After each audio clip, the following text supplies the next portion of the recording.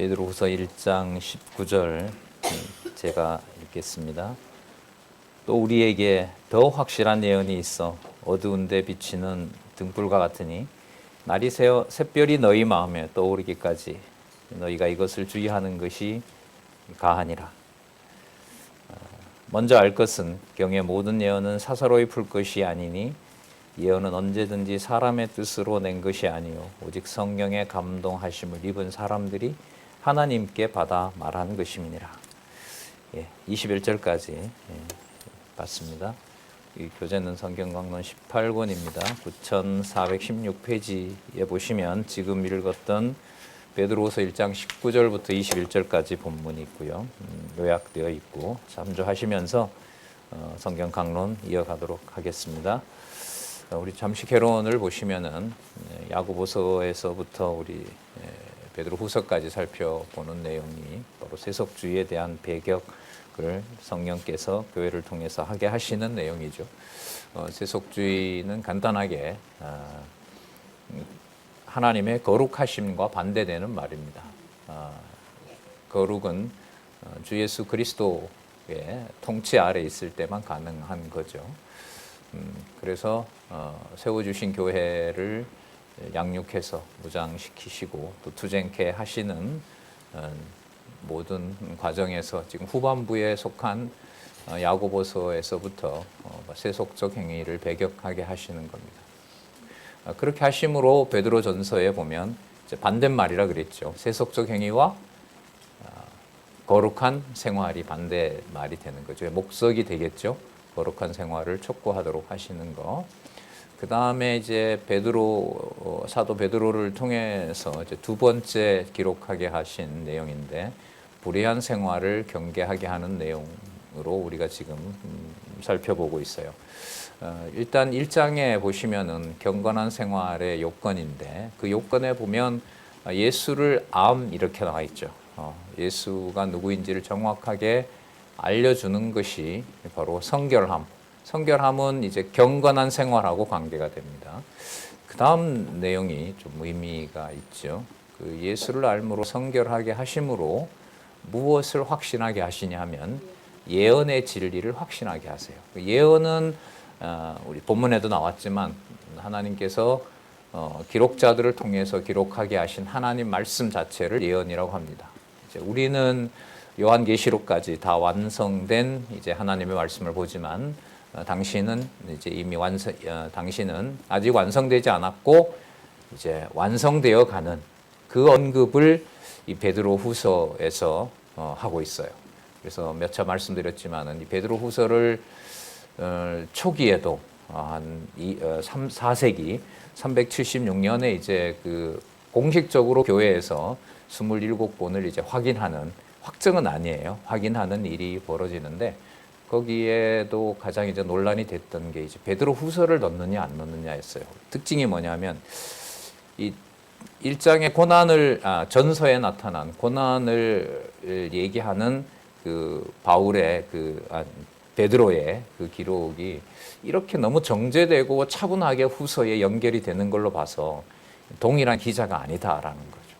그러니까 사람을 기자 보니까 성경 전체의 그 논리적 일관성이라든지 구조적인 통일성 부분이 장애가 됐던 거죠. 어쨌든 27권을 확정하게 됐고 지금부터 한 400여 년 전에 종교개혁 시대에는 500년이죠. 종교개혁 그 시대 이후로는 또다시 한번 베드로후서, 야고보서를 이제 문제를 삼게 됩니다. 야고보서는 이제 믿음을 훼손시킨다. 그리고 행위만 강조한다. 그래서 로만 카톨릭 쪽으로 간다. 이런 우려를 했던 거고요. 베드로후서 같은 경우에는 여전히 이렇게 차분하고 정제되어 있고 이 성경 전체 계시까지 연결하는 이 내용을 바울이만 모르는데 베드로가 이렇게까지 쓸 수 있느냐. 이게 인간적인 이제 우려인 거죠. 그러니까 이런 우려들은 지금도 되고 있고 우리 성경 신학을 통해서 보시는 것처럼 9416페이지인데 계속 이어지잖아요. 이게 이제 9882페이지까지 이어지는 이 연속성. 그래서 성경 신학에서 성경을 하나님의 말씀으로 확정하는 첫 번째 조건이 논리적 일관성이에요. 그 의미상 똑같이 예수는 그리스도이시고 하나님은 여호와시다. 간단하게 말하면 여호와 계시라는 그 말씀으로 결론이 나도록 또 그렇게 나기 위해서는 논리적 일관성이다. 이제 그런 걸 강조를 하고 있습니다. 물론입니다. 그 내용들을 우리가 또 본문을 통해서 살펴보도록 그렇게 하겠습니다. 지난 시간에 보시면은 주 예수 그리스도의 그 능력과 또 그 능력이 강림하신 것을 사도 베드로 사도를 통해서 우리가 그 거룩한 산에서 이는 내 사랑하는 아들이요 기뻐하는 자다. 는 내용을 우리가 들었었다. 그래서 예언의 진리를 지금 내가 기록하고 있는 것이 내가 만든 말이 아니라 그때 하늘에서 들었던 음성, 그리고 그 실체로 우리를 통치하시던 그리스도의 그 능력과 또 모세와 선지자, 좀 더 첨언하면요, 모세와 선지자가 구약의 대표적인 성경 기록자들이고 하나님의 말씀을 대언하는 자들이죠. 그들이 거기에 나타나서 예수 그리스도가 바로 하나님의 아들이고 진짜 하나님이 기뻐하는 자다, 그걸 확증해 줬다. 그게 바로 하늘로서부터 내려온 말씀이었습니다. 자, 19절에 좀 우리의 눈을 좀 뜨게 하는 내용이 나옵니다. 그 변화산에서, 거룩한 산에서 예수님을 하나님의 아들로 경험했던 것보다 19절에 보시면은요, 또 우리에게 뭐라고 나오죠? 더 확실한, 그러니까 더 확실한 건 비교급이잖아요. 더는 그러니까 어디보다 더 확실한 거라는 거죠. 어디에서 봤던 것보다, 변화산에서 들었던 음성보다가, 또 그때 예수님하고 같이 있었으니까 예수님하고 같이 있으면서 더 들었던 것보다가 뭐한 거? 더 확실한 거. 더 확실한 거. 예수님 보는 거가 제일 확실한 거 아니에요? 이런 부분이 안 나와요, 성경에. 지금 베드로 전서에, 후서에 이게 나오거든요. 자, 그리고 늘 말씀드리지만 이 3장까지 베드로 후서의 내용들은 성경의 절대권위, 성경을 하나님의 말씀으로 깨닫는 것, 그리고 이 성경은 반드시 완성된다는 것, 그리고 다른 것보다가 사도 바울을 언급하면서 사도 바울이 기록한 기록과 내가 지금 기록하는 것이 성령의 감동으로 기록된 하나님의 말씀임을 확증하는 것. 그러니까 이게 성경 뒷부분으로 배치가 되면서 베드로 후서 다음에 무슨 내용이 나오냐면 요한 1, 2, 3서잖아요. 그 다음에 유다서고요. 그 다음에 완결되는, 완성되는 뭐가 나와요? 그렇죠. 그래서 이 성경 신학적으로 보면요, 베드로 후서의 위치, 누구보다가도 우리가 이 성경의 논리적 일관성 문제를 강조하는 우리들로서는 베드로 후서의 위치라는 것은 참 뭐라 그럴까요? 좀 긴장하게 하고, 몰라서가 아니라 이렇게 해서 요한 1, 2, 3서가 지나서 유다서에서 요한 계시록이 완성되는구나, 이런 그게 있어요. 이건 반드시 연결이 됐을 때. 그래서 연결성 여러분에게 많이 알려드리잖아요. 자, 더 확실한 예언이 있어. 어두운데 비치는 뭐 같으니? 등불같이. 빛과 관련을 시킵니다. 어두운데 비치는, 어두운데 빛이 비친 게 내용이 어디에 나오죠? 성경 시작할 때 태초에 하나님이 천지를 창조하시니라. 그 다음 그 처음 나오는 낱말이 빛인 거죠. 요한복음 전반부에 천례하신, 천리 아니다, 그렇죠? 오신, 아버지께로 오신 예수님을 얘기하면서 예수님을 무엇과 무엇의 근원으로 얘기를 하세요? 빛과 생명, 맞죠? 빛과 생명의 양식을 얘기하는 거죠. 거기에 이제 서너 장에 걸쳐서 나왔던 거예요. 자, 비추는 등불과 같으니, 자, 날이 새어. 날이 새는 내용도 어디 나오죠? 아니다. 저녁이 지나고 아침이 지나니. 그렇지, 이게 다 지금 이게 의도가 있어요. 뒤에 가면 하나님의 천지 창조와 보존과 심판과 종말을 부정하는, 요즘 말하면 진화론이나 자연주의자들이 이미 당시에도 있었어요.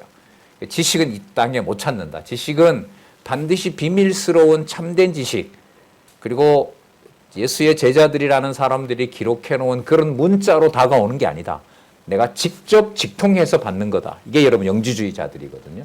그러다 보니 예수도 육으로 온 게 아니라 영으로 왔다. 그래서 영혼 구원이다. 그래서 기록된 문자를 천시합니다. 영지주의자들이. 자, 그리고 거기에 창세기에서부터 이제 세상은 만들어져서 그냥 이렇게 흘러왔지 뭐 심판 이런 거 없었다. 요즘도 그렇게 얘기를 하죠. 자, 이 내용들을 반박하면서 바로 하나님의 말씀으로 만들어졌고 보존되었고 앞으로 심판 멸망당할 것이다. 하늘도 지금 다 전부 다 태워버린다. 체질도 전부 다 녹여버린다. 이런 내용들을 베드로 후서에서 이제 후반부에서 얘기를 합니다. 그래서 저기 한번 보면 불의한 생활을 경계한다라고 할 때 불의한 것에 성경의 통일성을 우리 성경신학을 공부하시는 분들은 연결시켜야 됩니다. 그러니까 저게 일반적인 도덕적 생활이 거의 아니라고 봐야 돼요.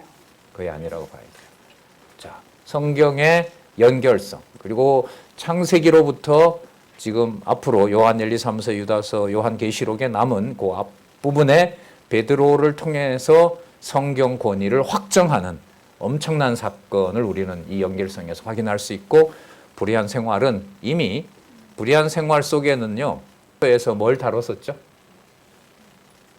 한 단어 매 시간마다 힘들어했던 하셨잖아요. 그렇죠. 힘들어했다니까 딱 나오네요. 고난받기가 얼마나 힘들어요. 받는다고 보장받는 것도 아니고 강요할 수도 없는 거고 불사름에 내어줘도 아무것도 아니게 된 게 육체적 행동인 거고. 자, 그래서 베드로 전서에 나타났던 그 고난을 통해서 거룩한 생활이라는 것이 이미 이 세상에 속한 육체적 행동에서는 벗어나는 겁니다. 그게 전체 주제인 세속주의를 벗어나는 것하고도 관계되죠. 그럼 어떻게 거룩한 생활이 유지가 되도록 하시고 그래서 불의한 생활을 경계하게 하느냐? 자, 베드로 후서는 성경 전체의 논리적 통일성과 성경을 여러분 사사로이 풀지 말라는 말씀 그 다음에 나오잖아요. 사사로이를 좀 더 쉽게 설명을 드리면은요. 우리 여기 9417페이지에 보면 이디오스 그 영어도 그렇고 독일 이디코스라고 하죠. 멍청한 이런 뜻으로 이제 번역이 되는데 거기 보시면 자기 자신에 속한 것 또는 뭐라 그러죠? 개인적으로가 뭐냐면 각각 따로 노는 거예요. 그러니까 쉽게 말하면 베드로가 쓰냐 나도 쓴다. 그런 관점에서 베드로의 글을 보는 거고요. 그 다음에 우리로서는 논리적 일관성과 관련을 시키면은요, 구조적 통일성과 연관을 시키면은요, 각각 따로따로 보는 것이 사사로이 푸는 겁니다. 내 좋을 대로는 다 좋을 대로 풀어요. 성경신학과 직접 연관시킬 것은 지금 본문에 그게 나오기 때문에 그래요. 사도 베드로를 통해서 성령께서 창세기의 근거를 가지고 앞으로 이 기록이 완결되고 그 기록을 완결시키는 과정에 바울 사도도 하나님 함께 하셨고 바울 사도가 써놓은 많은 글들을 따로따로 자기 멋대로 풀다가 넘어졌다. 이 내용이 나오는 거예요. 그래서 우리는 이번 시간에 불의한 생활의 경계가 성경 신학에서 하나님께서 사사로이 풀 수 없는 사사로이 푸는 우를 벗어나게 한 놀라운 여러분 시대를 살고 있는 겁니다. 이게 역사적으로 이루어진 거예요. 이런 걸 보고 여러분 사건이라 그러죠. 역사적 사건이라고 얘기를 합니다. 말씀운동은 79년부터 지금 46년째 기록으로 보면 지금 우리 1세대들의 살아계신 기록으로 보면 79년부터 해서요. 46년의 말씀운동의 역사는 성경을 하나님의 말씀으로 확정해 주신 것을 창세기부터 요한계시록까지 보시는 순서처럼 이렇게 일관되게 기록한 것을 성령께서 완결시켜 놓으셨고 그 중심을 오직 여호와 계시 중심으로 오직 하나님 중심. 개혁자들이 성경 풀 때 원칙은 얘기했어요. 그렇게 뭐 하진 못했지만 오직 하나님 중심으로 봐야 된다. 오직 예수 그리스도 중심으로 봐야 된다. 오직 믿음 중심으로 봐야 된다. 오직 교회 중심으로 봐야 된다. 이런 말들을 했었어요. 루터가 성경 권위다, 교황 권위가 아니다라고 말한 다음에 그리고 좀 더 이제 100여 년, 150년 지나가면서 얘기했는데 근데 이게 안 맞는 거예요. 구원의 책이다라는 걸로 이렇게 명토 박아 놓다 보니까 구원이 아닌 부분들을 연결시킬 수가 없어요. 그게 여러분 성경신학에서는 누구 계시? 예, 그 낱말 속에서 다 이루어진 거예요.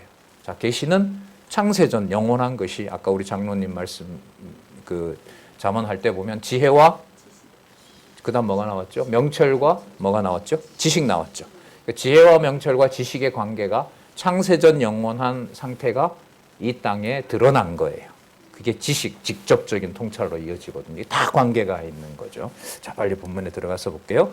날이 새어 샛별이 너희 마음에 떠오르기까지 너희가 이것을 뭐 하는 것이 가하다? 주의하는 것이 가하다. 그럼 여기서 샛별이 마음에 떠오른다라는 말씀은 성경 계시 기록 완결과 관계됩니다. 주는 그리스도시요 살아계신 하나님의 아들이라고 하는 그 내용을 완결시키는 날이 온다는 겁니다. 그리고 여러분 이 샛별이 여러분 새벽별이잖아요. 새벽별은 누구에게 붙였던 호칭이냐 하면요. 새벽별, 다윗의 별. 이게 요한계시록 22장에 가면 나와요. 이게 예고가 저는 된다고 봐요. 이 개념들이. 자, 요한계시록 22장이면 마지막 장이죠. 한번 볼까요? 요한계시록 22장 16절을 제가 한번 읽어볼게요.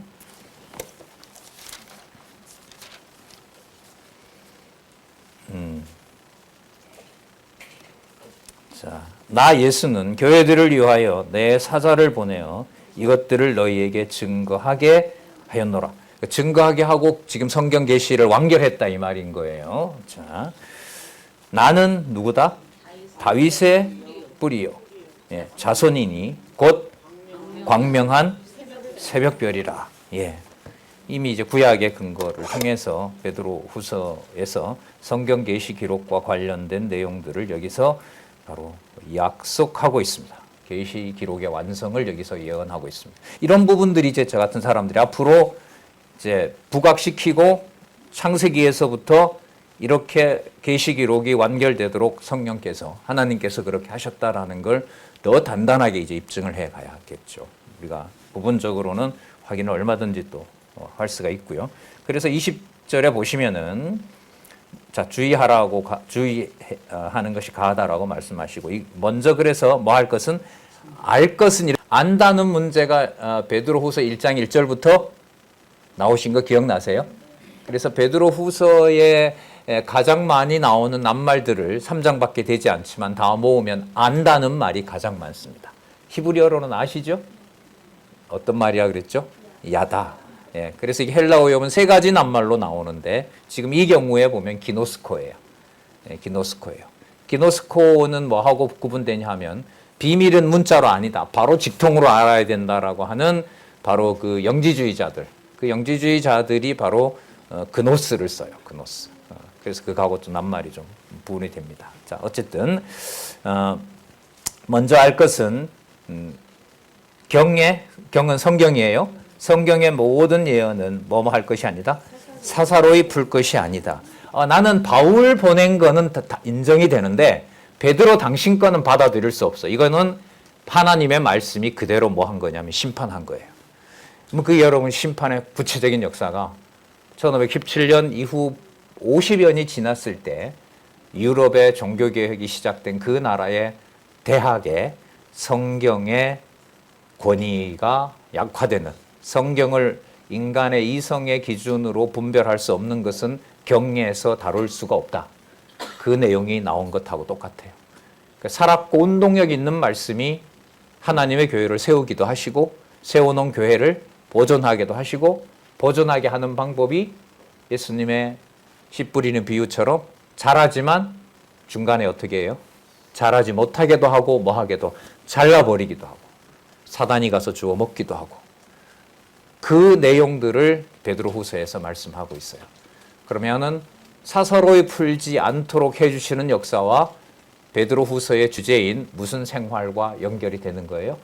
불의한 생활을 경계하는 것하고 직결되는 거예요. 그래서 우리가 의롭고 불의하고 우리의 어떤 결의로 되는 것이 아니라 살았고 운동력 있는 말씀의 권위가 46년 동안 아니면 여러분들의 생애 동안 육의 몸이 시작된 바로 그곳에서부터 지금까지 진리의 말씀을 드러내시면서 불의한 생활의 경계를 하나님께서 하게 해 오신 역사입니다. 이게 계시 섭리의 역사, 여호와 계시의 역사 이렇게 우리는 성경신학에서 요약하고 있고 성경의 바탕을 두고 설명을 하고 있는 거죠. 사소리를 풀 것이 아니니 예언은 자 정의를 합니다. 예언은 언제든지 사람의 뜻으로 낸 것이 아니요 명확하죠? 같이 한번 읽어볼까요? 오직부터 시작. 오직 성령의 감동하심을 입은 사람들이 하나님께 받아 말한 것입니다. 하나님께 받아 말하는 이 예언은 각자 따로 떼어서 이것은 맞고 이것은 틀리다라고 할 수가 없는 거예요. 그래서 여러분 교회 초대교회 전승에서 성경을 확증하는 이유가 뭐냐면 예수님 사도 마지막 사도인 95년경에 만약에 이제 사도 요한이 사라졌다고 하면 그 다음은 알 수가 없어요. 어느 게 진짜인지. 그래서 유럽 교회들이 확인하는 방법은 거기 어떤 교회가 있었대. 몇 년 됐는데 한 50년 됐어. 그 교회가 주일마다 뭘 봤어? 거기에 마태, 마가, 누가, 요한은 다 봤어. 그리고 저쪽 교회도 봤어. 그래서 기록한 말씀을 어떤 교회가 얼마만큼 오랫동안 지속적으로 사용해 왔느냐를 가지고 성경을 판별하는 기준으로 삼습니다. 예를 들면 수백 교회가 주일날 말씀을 들을 때 저 교회는 누가복음은 안 본대. 어떤 교회는 누가복음만 보는 교회도 있어요. 예를 들면 직통계시를 말했던 그것을 올라가면 그 순복음의 직통계시하고도 연관되어 있는 마르시온이라는 자 같은 경우에는 마태, 마가, 요한복음은 안 봅니다. 예수님 기록은 누가복음이 거기는 이제 가장 정확한 거죠. 이런 게 이제 엄청나게 많았단 말이죠. 그럴 때 하나님의 말씀은 이 말씀을 주일마다 정기적인 시간에 사실 사도 바울 같은 경우에는 매일이었었죠. 그죠? 그 로마에 도착해서 아침부터 저녁까지 오는 자들에게 성경을 강론하는 거죠. 그러다가 이제 로마가 국교가 되면서 이제 정해진 시간 주일날 이렇게 사실 축소가 된 거거든요. 그래서 그 부분이 매우 중요하고요. 그래서 우리 역사는 우리의 역사가 아니라 우리는 성경에 근거한 대로 무슨 역사? 말씀 운동의 역사라고 얘기를 하는 겁니다. 그 주체가 하나님이시라는 거죠. 우리 단체만 그럴까요? 여러분들의 가정교회도 그래야만 됩니까? 그래야만 해석이 됩니다. 전 진짜 이 여호와 계시라는 게 교회 생활을 하면서도 해결되지 않았고 숨겨놔야 되고 내 자신의 어떤 범죄부터 시작해서 그게 왜 교회 생활이었고 굳이 저렇게 구별된 거여야 됐나? 그렇지 않은 게 훨씬 많단 말이죠. 교회를 그냥 왔다 갔다 한 그게 해석이 안 되는 거예요. 뭐 부모나 형제나 또 다른 교회 선후배 사이에서 들춰보고 싶지도 않는 거. 그걸 이제 내가 말씀을 들었고 내가 이제 이루어 가야 될 과거 역사였는데 내가 그렇게 성도들에게 지체들에게 못했어. 그럼 앞으로 이제 해볼까? 이게 성경하고 맞지를 않는 거죠. 성경은 이걸 너무나 명확하게 하나님께서 만드시고 하나님께서 보존하시고 주권적으로 관리하시면서 반드시 멸망과 심판을 하나님께서는 약속하고 계신다. 자, 볼게요. 불의의 결과와 실상으로 가서 한번 보도록 하겠습니다. 하나님께 말한 것입니다. 자, 그래서 구주 예수 그리스도와 성경을 임의로 해석하는 바로 거짓 선지자들을 철저하게 경계하도록 하시는 내용이 2장에 자, 불의의 결과가 무엇인지 그리고 실상이 무엇인지 저게 뭐하고 관계된다고요? 아까 1장 마지막 절에서 얘기했던 성경을 따로따로 자기 좋을 대로 풀지 못하게 하는 것 그게 누구의 사역이라고요? 성경은 누구의 감동으로? 하나님의 감동으로 성령의 감동으로 기록된 성경을 인간이 보존하는 게 아니란 말이죠. 그러면 인간이 보존하지 않을 때에는 하나님의 말씀이 성경을 받은 그 자가 그 말씀을 뭐 하도록 듣지 못하도록 심판하시는 거예요. 그게 여러분 유명한 히브리서 4장 12절에서부터 13절인 거예요. 발가벗겨요. 성경을 손을 댔다가는 난 이게 이해가 안 돼. 이런 수준이 아니에요. 믿지 못하게 만약에 여러분 가려버렸다면 이생의 자랑과 인생의 안목의 정욕에 붙잡혀서 혀로는 다 맞는 말을 하는데 그게 도저히 예수 그리스도와 무관하게 해버렸다면 얼마나 무서운 역사냐는 거죠. 교훈이 될 수가 없어요. 이건 누가 누구에게 뭐 전하는 사람도 두려운데 어떤 확신을 자기가 가지면서 할 수가 있겠습니까? 볼게요. 불의의 결과와 실상. 불의의 결과를 알려줍니다.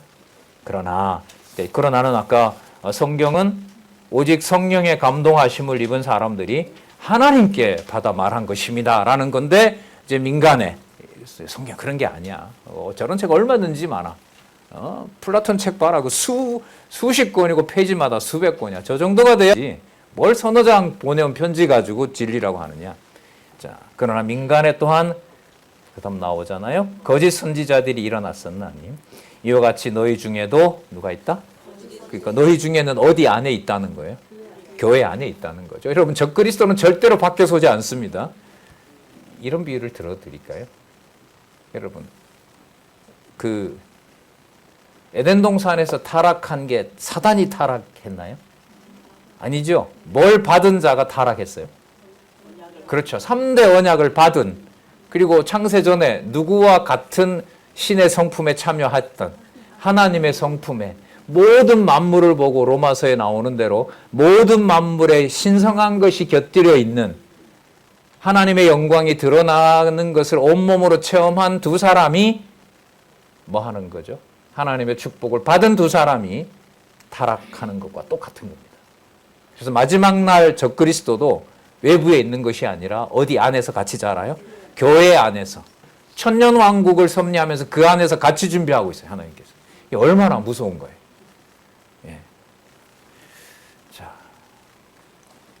거짓 선생들이 있으리라. 저희는 멸망케 할 이단을 가만히 끌어들여. 그리고 가만히 끌어들이는 게 뭐하고 관계 있냐면 성경하고 관계가 있죠. 자, 성경하고 관계가 있습니다.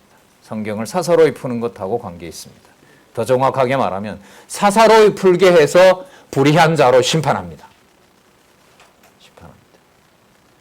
그러니까 여러분, 유럽의 종교개혁 이후에 자유주의 신학이 신학의 정식 과목이 된 게 얼마나 무서운 심판의 역사에 있는 줄 아시겠죠.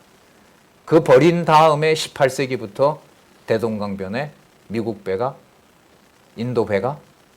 미국 배가, 그 다음에 독일 배들이 대동강 쪽으로 오기 시작한 거예요.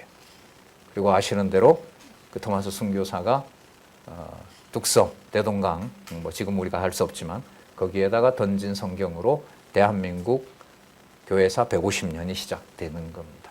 자, 멸망케 할 이단을 가만히 끌어들여 자기들을 피로 사신 주를 부인하고, 그러니까 주 예수 그리스도를 부정하는 거죠. 그게 뭐하고 관계되어 있다고요? 성경하고 관계가 되어 있어요. 그러면 다르게 말하면 요한복음 5장 39절이죠. 성경이라면 어디를 읽든 전부 바울의 글이건 사도 바울의 기록이건 베드로의 기록이건 야고보의 기록이든 누구로 들어가야 되는 거죠? 우리를 사신 그리스도. 창세기를 보더라도. 자, 지금 명확한 가이드라인을 보여주고 있습니다. 여러분 보시고 계신 성경 강론집이 이걸 충족시키고 있어요? 안 시키고 있어요? 예, 두 번째 단락부터. 창세전부터 주 예수 그리스도와 여호와 하나님을 분리시키지 않고 있는 거예요.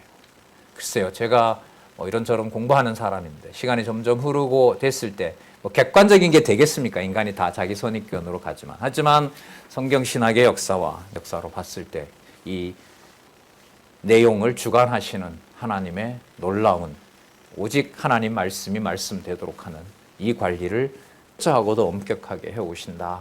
그걸 좀 더 확신하는 시간들이 점점 오는 것 같아요. 사신주를 부인하고 임박한 멸망을 뭐 하는 자들? 그러니까 성경에 손댔다가 한쪽에서 미끄러지고 이건 맞고 이건 아니다라고 판단 내리는 순간 뭘 당하는 거예요? 임박한 멸망을 스스로 취하는 자들인 거죠. 여럿이 저희 호색하는 것을 쫓으리니 이단 이제 단체가 되는 겁니다.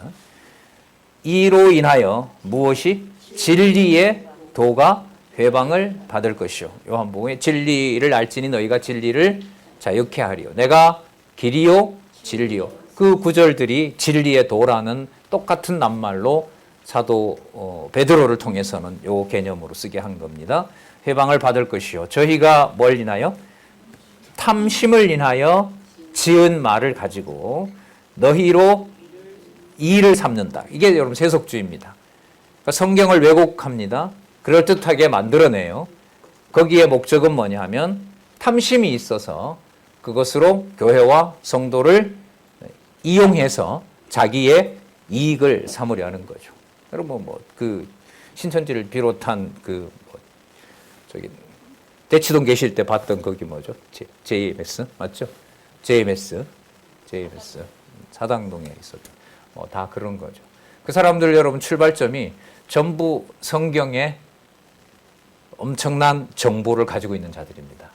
구원파도 그렇고 저 신천지도 그렇고 JMS도 그렇고. 근데 문제는 창세기부터 계시록까지 관통을 시키는데 여호와 계시가 아닌 결과적으로 누구에게? 교주에게로 맞춰버리는 걸로 해석이 납니다. 그러니까 성경 구절로 연결을 시키니까 성경을 모르는 사람이 그걸 반박할 수가 쉽겠습니까? 어려운 거죠. 이거는 문제고 어려워요.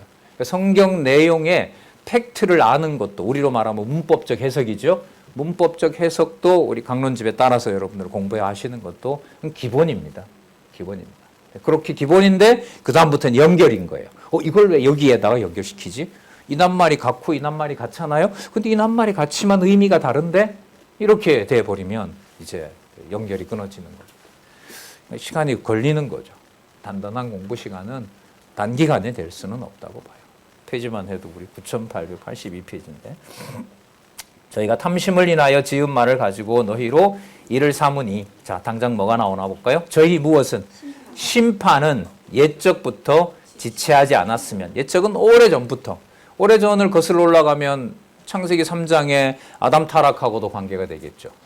그 전에 어둠의 세력도 이미 나오고 있기 때문에 그럼 거기에 빛이 가려진 것이 아니라 어두움이 드러나도록 누구의 능력이 빛으로서 역사한 것이다?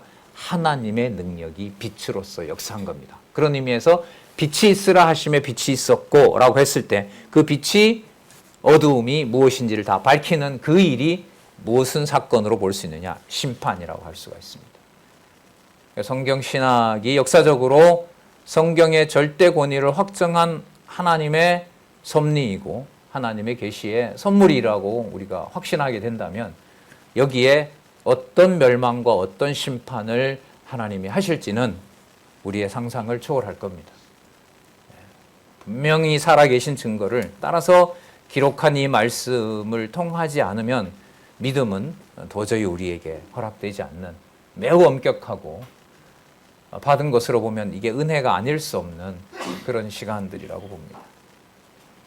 저희 심판은 옛적부터 지체하지 아니하며 저희 멸망은 잠자지 아니하느니라. 그럼 심판이 어떻게 되어 있었다? 계속 보여주셨다.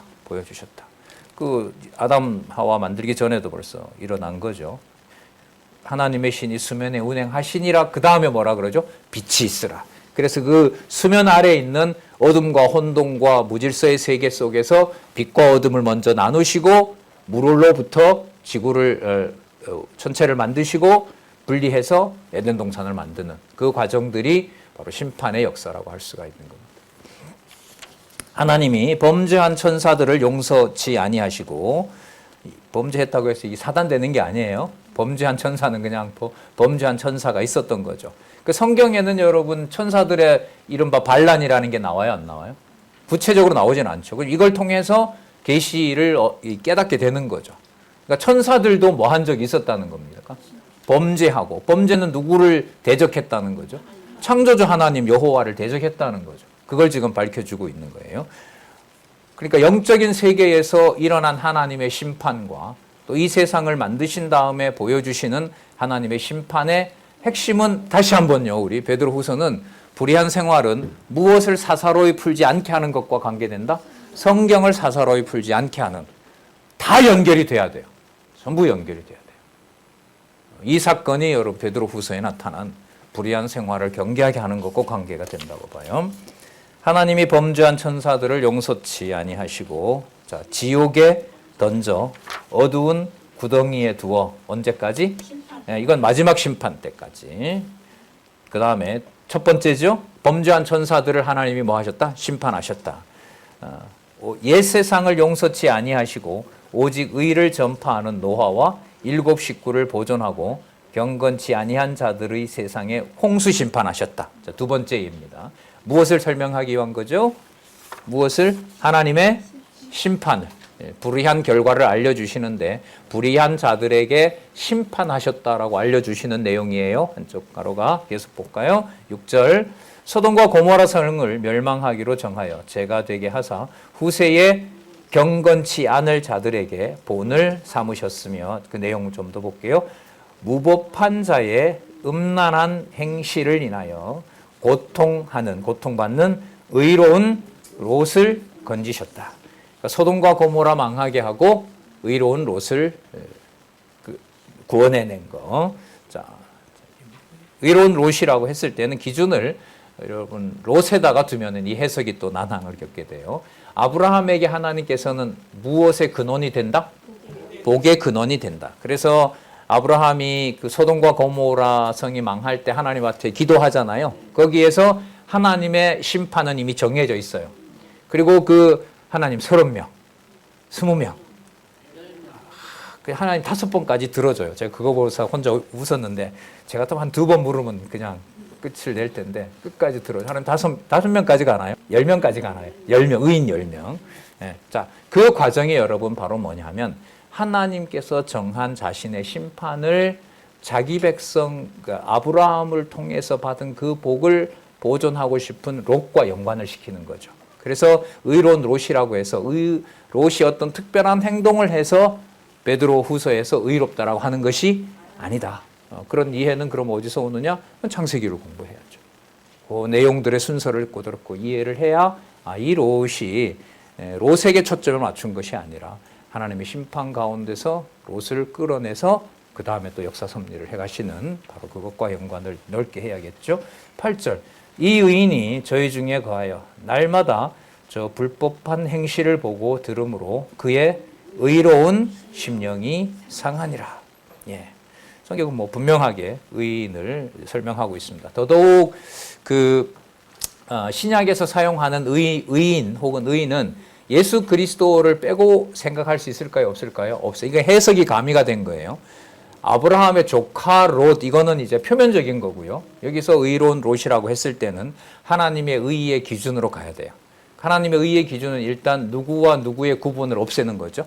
이방인과 유대인의 구원을 없애는 거죠. 그렇다고 해서 유대인을 다 버린 것도 아니고 이방인을 모두 다 구원하는 것도 아닌 거죠.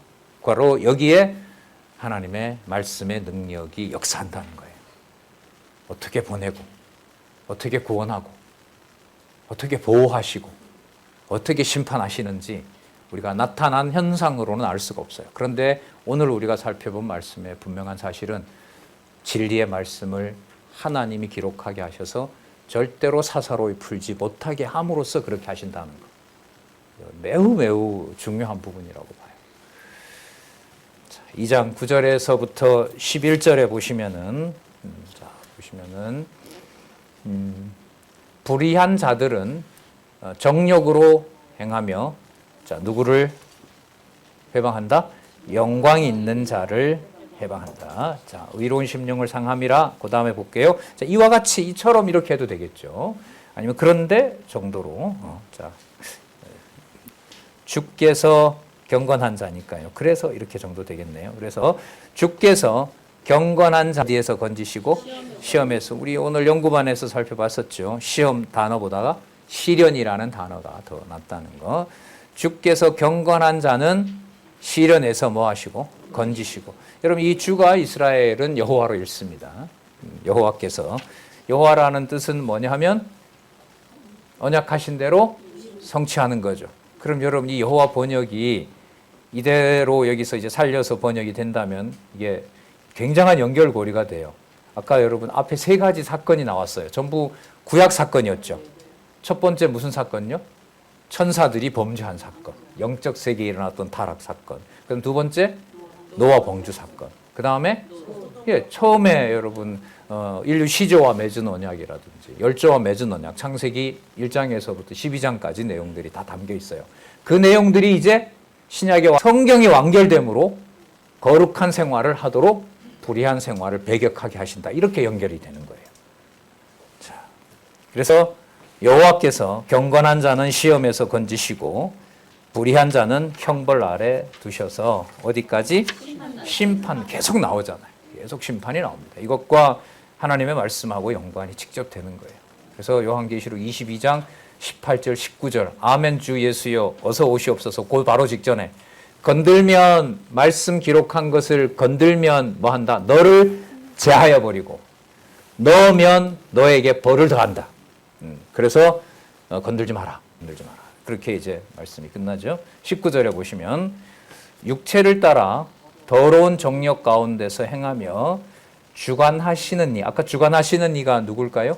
여호와이신 거예요. 그래서 그 돌아가신 이 허성감 목사님은 이 개념을 그냥 앞에 있는 여호와를 가지고 와서 번역을 이렇게 해버렸어요. 육체를 따라 더러운 정욕 가운데서 행하며 여호와의 주권을 멸시하는 자들이 이렇게 번역을 해버렸어요. 왜 주관을 뭘로 바꿨냐면 주권으로 바꿔도 되거든요. 자, 그래서 저기 본당에 와서 여호와를 살려야 된다고 이 저자가 이제 얘기를 해서 그걸 그대로 받아서 이제 번역을 바른 성경이 아니고 예, 그 성경에 해놓은 그 참조를 해보니까 이렇게 해놨더라고요. 자, 주관하시는 이를 멸시하는 자들에게 특별히 형별하실 줄을 아시느니라. 자, 이들은 볼까요? 담대하고 고집하여 떨지 않고 영광 있는 자를 해방해요. 어떤 자들이죠? 대적자들, 불의한 자들. 자, 이들은 담대해요. 담대하게 거짓을 얘기를 합니다. 그리고 고집을 부리고요. 그 다음에 심판 앞에서도 떠는 게 없어요. 마치 그 롯을 죽이려고 했던 그 소돔과 고모라 백성들처럼. 그 다음에 또 보면 누구를 해방하냐 하면 영광이 있는 자를 해방해요. 영광이 있는 자는 진리의 말씀을 그대로 전하는 자들. 그러니까 사사로이 풀도록 유혹하고 사사로이 풀어야 우리 편이라 그러고 그걸 하나로 사도 바울의 권이나 사도 바울이 기록한 말씀이나 베드로가 전하는 거나 그걸 같이 하나님의 감동으로 기록한 말씀으로 확증하지 말라고 하는 그런 자들을 또 그런 것을 확증하는 자들을 영광 있는 자를 회방하거니와 11절 볼까요? 더 큰 힘을 가진 천사들이라도 자, 주도 이게 여호와입니다. 여호와 앞에서 자, 저희를 아까 영광 있는 자인 거죠. 그러니까 하나님의 성도를 예를 들면은 여러분 모세가 가나안에 들어갔어요, 못 들어갔어요? 못 들어갔죠. 예, 그리고 시체 시비가 생기잖아요. 사단은 가나안에 못 들어갔으니까 이건 내가 데리고 가서 기소해서 불의로 내가 처리할 거야. 천사하고 싸우죠. 아니다. 모세가 이미 약속을 받은 건 그가 범죄하기 전이다. 그래서 하나님의 의는 바로 인간의 행위로 정할 수가 없는 것이다. 이제 그런 게 나오잖아요. 그래서 천사들이라도 계시록에 보면 무섭게 심판을 해도 어린 양에게 속한 하나님의 백성은 절대로 건들지 않습니다. 죽이는 것 같아도 죽지 않을 정도로 그렇게 합리를 가시는 거예요. 주 앞에서 여호와 앞에서 저희를 거스려 회방하는 송사를 하지 아니하느니라. 예. 자, 그런데 조금 더 볼게요. 2장 12절에서부터 22절에 보면 그러면 그렇게 설치면서 하나님의 교회와 의로운 자들을 회방하고 자, 직접적으로는 성경이 이제 베드로 후서 정도 되면은 상당 부분들이 이제 모아졌단 말이죠. 사도 바울의 글들로 보면, 그러니까 역사적으로 보면 뭐 어느 정도인지는 모르지만 27권 가운데 상당 부분이 이미 모여 있고, 그래서 이제 모아놓으니 뭐 하는 거죠? 이것저것 내 좋을 대로 볶는 거죠. 거기에 손을 대는 거예요. 자, 이건 돼, 이건 안 돼. 우리는 요거 누가복음만 읽을 거야. 그러니까 유대인들 같은 경우에는요, 누가복음을 안 보려고 합니다. 왜 안 볼까요? 누가가 헬라의 의사거든요. 마태 정도만 보려고 그래요. 예, 마태는 어디 사람이 유대인. 근데 신분이 별로 안 좋아요. 뭐 하던 사람이죠? 세리예요. 그러니까 이게 요한 같은 경우에는 그 글 쓰는 방식이 마태, 마가, 누가랑 전혀 달라서 이건 누가 봐도 무슨 헬라 철학 쓴 것 같아요. 그러니까 유대인들로서 마태, 마가, 누가, 요한을 편안하게 본다는 걸 허락을 하질 않았어요. 처음에는 그게 이 사람들이 안 바꾸나가 아니라 하나님의 말씀의 권위가 그렇게 하시는 거예요. 자, 이들에 대해서 규정을 정합니다. 2장 12절에서부터 14절에 보면 이렇게 회방을 하고 담대하고 거짓을 말하고 뭔가 논리가 있는 것처럼 말하지만은 그러나 이 사람들은 성경 권위에 손을 대는 이 자들은 본래부터 뭐 하기 위하여? 잡혀 죽기 위하여 난 이성 없는 짐승이다. 와, 과격하죠, 정의가. 저는 여기 해당 안 되리라고 봅니다. 저는 본래 잡혀 죽기 위하여 난 이성 없는 짐승 같아서 그 알지 못하는 사도와 선지자들이죠. 알지 못하는 것을 회방하고 또 나옵니다. 멸망 가운데서 멸망을 당하며. 그러면 여러분 성경을 보는 것 자체를 하나님은 뭐 하는 증거로 삼아요? 멸망의 증거로 삼아요. 무섭죠. 사실 무서워요. 진짜 말씀을 보도록 또 깨닫도록 열매 맺도록 하시는 하나님의 섭리와 보호가 없으면. 근데 여러분 성경신학은 여기서 어떤 더 자유함을 주냐면요. 여러분 내 구원이 위협을 당하고 무너지더라도 누구의 존재가 계시된다고 얘기를 합니까? 우리가 구속사가 아니라 무슨 중심이에요? 계시 중심이잖아요. 계시 중심은 주어가 누구로 바뀌어요? 여호와로 바뀌는 거예요. 여호와의 존재가 드러나는, 여호와의 속성이 드러나는 것으로 이 성경 신학에서는 이걸 확증해 주고 있어요. 그래서 제가 그런 농담을 드리잖아요. 하나님 참 치셔도 좋은데 이제까지 그렇게 수천 번 헤아릴 수 없이 들었던 여호와 개념은 건들지 마십시오. 나중에 치매가 들더라도 그 여호와 그 단백질은 건들지 마세요. 그거는 좀 놔두세요. 그 의미가 있는 동안은 남겨주세요. 이게 웃은 게 아니라 여러분 가끔 방문하는 요양원에 어렵게 들어가셨지만 떡까지 해오시는 그 선배 보잖아요. 그분만 얘기하는 게 아니에요. 저는 그분과 다른 방식으로 있다 하더라도 어떤 방식으로 여호와의 존재를 알려줄지 우리는 쉽게 판단할 수가 없기 때문에 그런 거예요. 성경 기록의 목적은 여호와 계시라는 것이 너무너무 귀한 거죠. 진짜 감사하고요. 13절 좀 볼게요. 불의의 값으로 불의를 당하며 낮에 잔치인 거예요. 낮에 잔치를 벌려서 기쁘게 여기는 자들이, 그러니까 이익을 취해서 자기네들이 좋은 이제 잔치만 벌이는 거죠. 교회의 재산이나 성도들의 바로 수고를 통해서 여기는 자들이 무엇과 무엇이라? 점과 흠이라. 네, 여러분 점과 흠이 이제 뒤에 가면 또 나오거든요. 점과 흠. 여러분 점과 흠은 여러분 오게티라는 거 아시죠? 오게티라는. 그러면 여러분 이게 세력으로 보면 이 점과 흠이 하나님의 진리를 왜곡하고 사사로이 풀면서 마치 교회를 다 잠식하는 것처럼 보여요. 그래서 롯을 죽이려고 하는 세력들처럼 다 끝났구나. 롯도 이제 죽는 거구나. 라고 하는 그 세력이 엄청나게 큰데 성경은 이걸 보면 그 세력이 크다라고 하질 않고 뭐라 그래요? 점과 흠인 거예요. 그러니까 옥의 티라고 했을 때 그 옥은 점과 티가 아무리 가린다 하더라도 숨겨질 수가 없다는 거예요. 그럼 이걸 구체적으로 좀 말씀드리면 성경 계시 기록을 불의한 자들이 또 인간 중심적으로 영지주의자들이 난도질하고 있는다 하더라도 그건 어디에 불과한 것이다? 점과 흠에 불과하다는 거예요. 그럼 누가 지킨다는 말이 되죠? 말씀운동의 주체는 누가 되셔야만 되는 거예요? 여기서 이 근거를 가지고 보면 성령께서예요. 여호와께서요. 그래서 성경신학에서 성경신학의 네 번째 주관자가 누구다? 성령께서. 이건 너무너무 중요한 거고요. 성경적인 거죠. 성경의 바탕을 가지고 있다고 봅니다.